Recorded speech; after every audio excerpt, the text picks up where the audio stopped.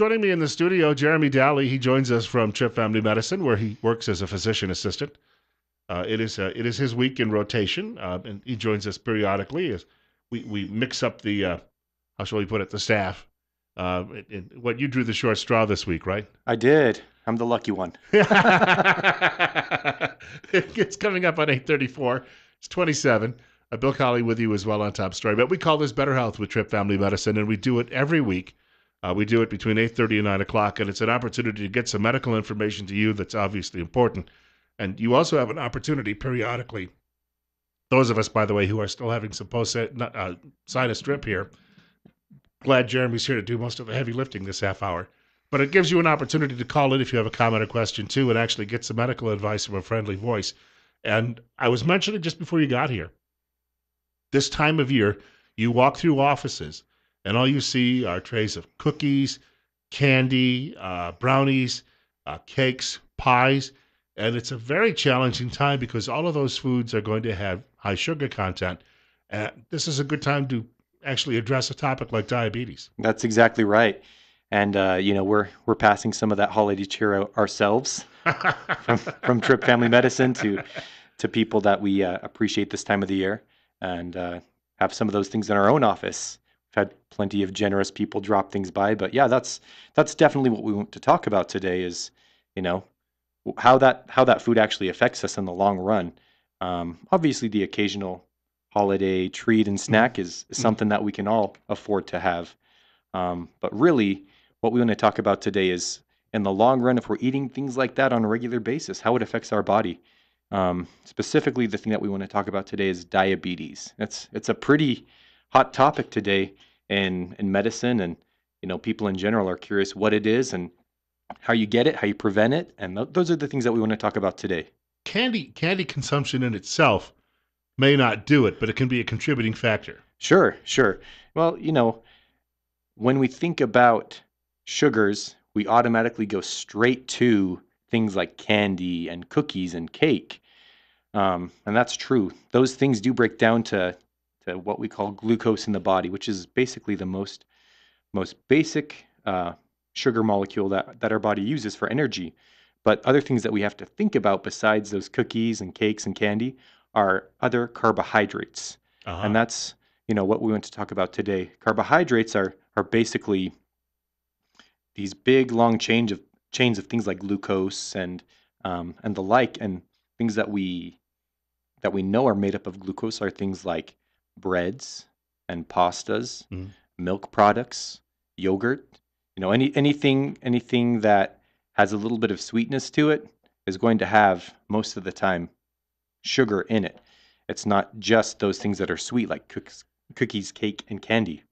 Well, human beings, and I was watching a TV show last week, and it mentioned how sugarcane production really got started a couple of centuries ago, and that human beings really are hardwired for the taste of sweet things. Oh, definitely. It's an addiction for sure, and it's an addiction that we all fight, I think. But if we keep on that path, we can eventually develop what is called diabetes, and a lot of people wonder what that is exactly. Well, diabetes is a metabolic disorder. So basically, it's a problem with the way our body breaks things down. So when we talk about it, there's a couple of different types. Some say, oh, well, I'm type 1 or I'm type 2. People are like, well, what's the difference between type 1 and type 2 diabetes? Well, for one, we look at type 2 diabetes, which is way more common than type 1.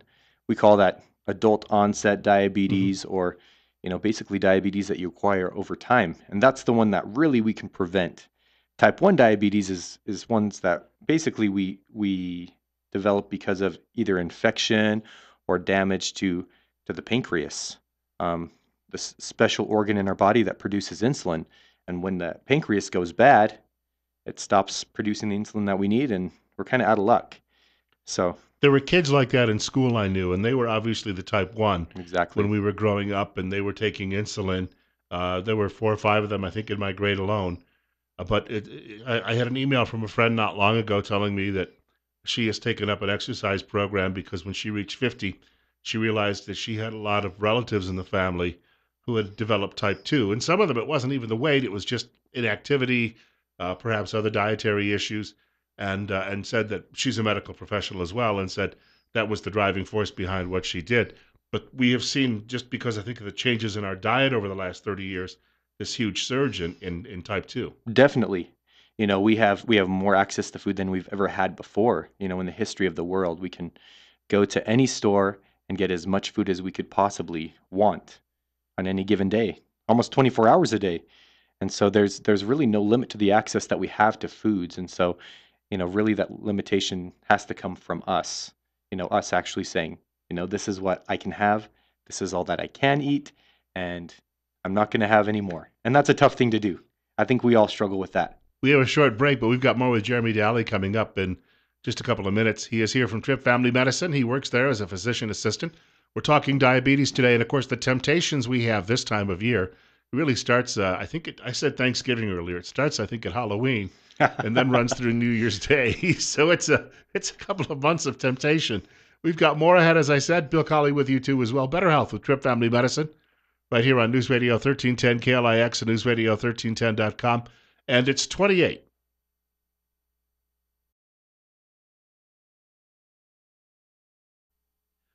Jeremy Daly is joining us in studio this morning on News Radio 1310 KLIX and NewsRadio1310.com. Jeremy is a physician assistant with Tripp Family Medicine right here in Twin Falls, Idaho on Fillmore Street, directly across from the main post office. And by the way, a lot of people hear the medical professionals on the show, and I think a lot of times if they're driving or they're in the middle of something, they can't call. But if they have a question or comment for the office, what should they do? Well, definitely, if it's something that they're really concerned about, we'd like to talk to them about it.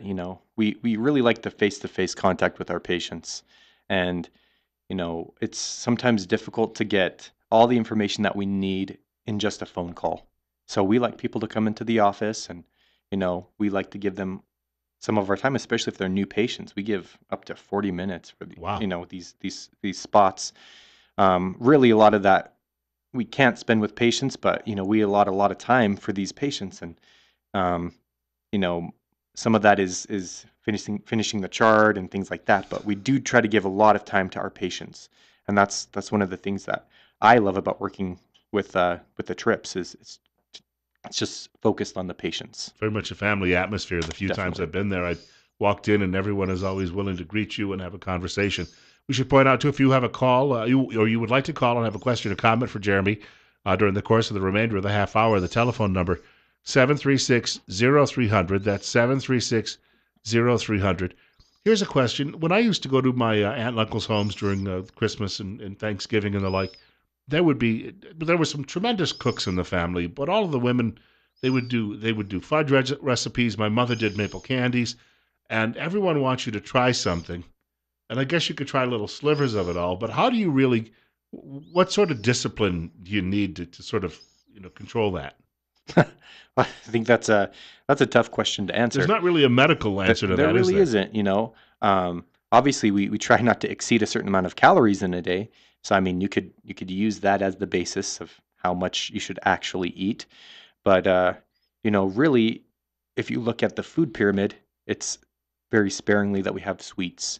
So I would say, although there's so many good things to try, limit it to 1 to 2 sweets a day. I mean, really, if you're having any more than that, then you're overeating, and that's a concern.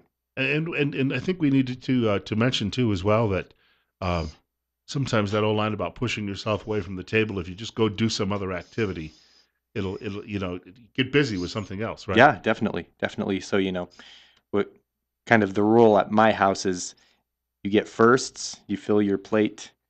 You don't always have to finish it, but you don't get seconds for at least 20 minutes. So that's a way that we kind of keep ourselves from going back Your and getting stomach tells the brain by that exactly. time. A lot of times we just don't wait for our stomach to be full, and it's been fed well enough. I do want to share some good statistics about diabetes. Some of them are from the American Diabetes Association.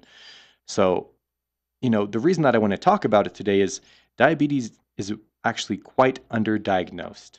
So the statistics show that 20 million Americans actually have diabetes. It's quite a few, but 1 in 4 of those people that are diabetic are actually undiagnosed. So, there's a lot of people out there that have uncontrolled, undiagnosed diabetes.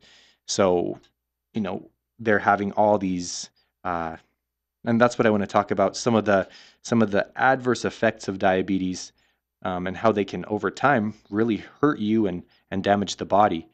Some people, they may not even know that they're close to being diabetic, and they start to develop some symptoms. Things that we see commonly are feeling fatigue, and we talked about that a little bit last time I was here. But one of the symptoms that we see really commonly is actually excessive thirst. So, the whole mechanism of the way that diabetes works is pretty simple, actually. We eat, that food is broken down into glucose eventually, that really basic unit of sugar. And as it gets into the bloodstream, our body uses a hormone, insulin, from the pancreas, and that basically acts as a key, and it comes with the glucose into a cell like your muscle or your fat, and it unlocks the cell and allows sugar to go into the cell to be used for energy production. And that's really the benefit of glucose, and we do need it. However, as our body is exposed to it in high quantities over a long period of time, we can develop what's called insulin sensitivity. And when that happens, even though we have all the keys available to us, the cells stop listening. They stop responding to those keys that are trying to let the sugar into the cell. And when that happens, then we start to see sugar accumulate in the bloodstream. Now, that's the dangerous part of diabetes. When that happens, we start to see damage to the blood vessels, and when that happens, obviously, the blood vessels go everywhere in the body. But the things that we worry about most often are things like blindness. It's the number one cause of acquired blindness in the United States. We worry about kidney problems. We worry about heart problems, and we worry about nerve problems. And sometimes those are the first things that are exhibited in patients, are kind of this blurry vision, and they have this burning in their feet and their hands, and they can't explain where it's coming from. And it's almost all the time, and they can't get it to go away. And so those are the things that I want our listeners to kind of know about. If they're experiencing those things, they can come into the office, and we can do a simple blood test. And we do other things as well to kind of see where they're at as far as their whole health goes. But it's pretty easy to diagnose, and you really don't miss diabetes if someone has it. So that's what I want our listeners to basically know, is it's something that we can, one, diagnose really easily, and it's so treatable. It's so treatable. We don't, of course, sometimes you see people who come down with it. And I had a neighbor who was a nice fellow, but he drank too much and probably didn't watch what he was eating. And while he wasn't necessarily overweight, he developed it by the time he was in his late 50s. He's 77 today.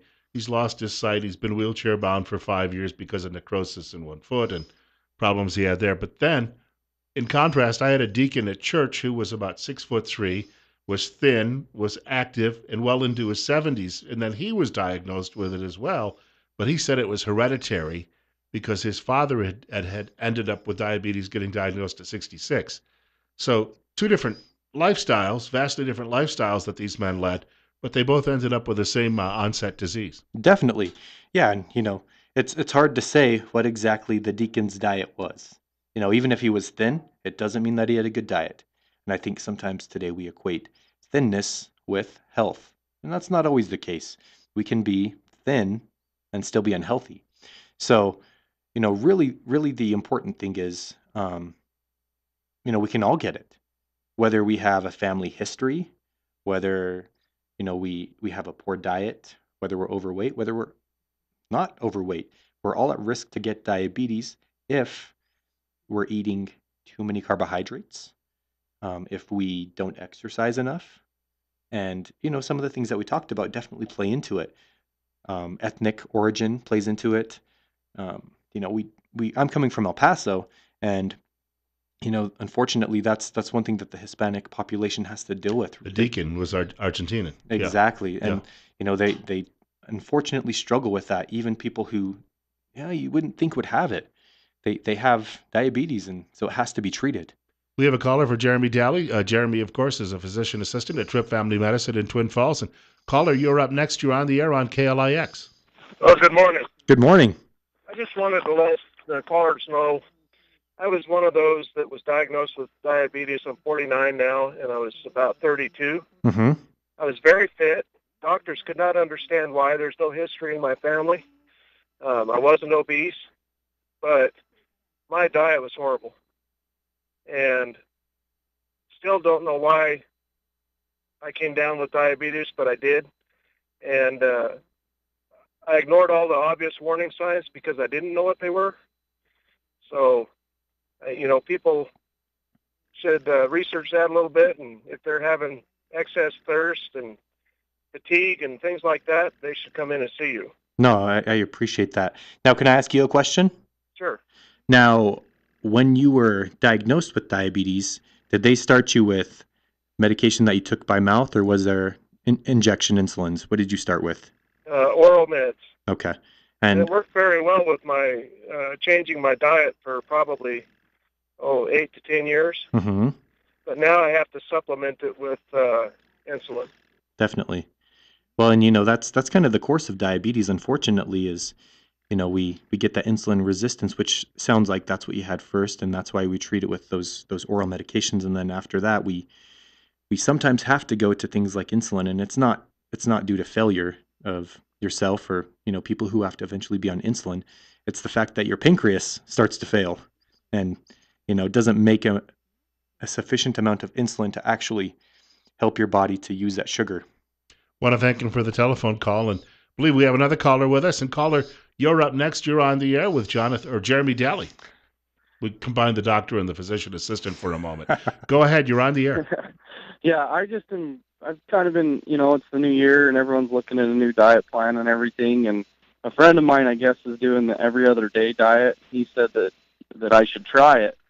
And I guess he takes every other day, he eats about 500 calories and usually drinks like a Slim Fast. Mm-hmm. He's been doing it for about 40 days now and he's lost like 38 pounds. I'm just wondering, because on the off days, everything I've read is you got to, eat whatever you want, but that's dumb in my mind. My mind would be to eat healthy on the off days, but then eat the 500 calories on the on days. Well, how do you guys feel about those diets? no, those diets are interesting because you do see a lot of results. When you most people need around 1,500 to 2,000 calories, and so if you're getting basically a third of that on a daily basis or a quarter of that every other day, then really after a week of that, you're going to lose quite a bit of weight. We say that about 3,500 calories of deficit, meaning you're eating 3,500 calories less in a week than you normally do, is about a pound of weight loss. So if you're eating about 1,500 calories less a day than in a week, really you're getting that. But here's my main concern with diets like that. Are they sustainable? Are they something that you can do for a long period of time? He's getting results now. He's getting results while he's doing that diet. However, 10 years from now, is he going to have those same results? And I think that's the biggest question is, can you do it for a long period of time? And that's, I think, a difficult thing to do. And I really don't think that's, as far as having a healthy metabolism, that's the best way to actually lose weight. So, but that's a great question. Thank you. Well, yeah, I do want to thank the caller for chiming in. It's about 8:56. We've got about a minute and a half left. I didn't know if you had anything else, too, you wanted to add. Yeah, I mean, really what I wanted to add was when we see this, when we see diabetes in patients, in a lot of ways we're concerned because we don't know how long they've had it. Most research shows that patients have actually had diabetes or insulin resistance for up to 5 years before they're actually developing these symptoms and coming into the clinic. So that's 5 years of ignorant bliss, so to speak. However, during that time, we worry about those things that we talked about earlier, the damage to the eyes, to the kidneys, to the nerves. And, in the long run, we want to prevent those things as much as possible. But when we do see it, we know that we can treat it. There's so many medications. And, I actually had a couple of patients yesterday that were trying to get their diabetes in order. They had been taking certain different medications, and I talked to them about ways that we can really get their blood sugar in order, and they were really encouraged because there's so much research and good medicine that's out there, And, it just keeps getting better and better. So if there was ever a good time to have diabetes, it's now, so that we can really get it under control, get you taken care of, and prevent some of those really bad things that we don't want you to develop over time. I was going to say, in fact, next week we'll talk with Russell about maybe some advice on how to, space out what you're eating, and as he points out, it's not always as difficult as we think it is. I hear the word diet and I think, oh no. It's a 4-letter word. Want to thank Jeremy Daly for joining us this morning. Want to wish you a Merry Christmas too as well. Hey, Merry Christmas to you, Bill. And we've got news coming up in just a moment from the Fox Radio Network, plus one more hour of the program. I've got to share with you some audio in the next hour from a video that a fellow shot at a college campus where he was asking students if they would be willing to sign a petition to ban the song White Christmas from the radio because he says it's politically incorrect. You'll be shocked, no, maybe not, by the responses from the kids.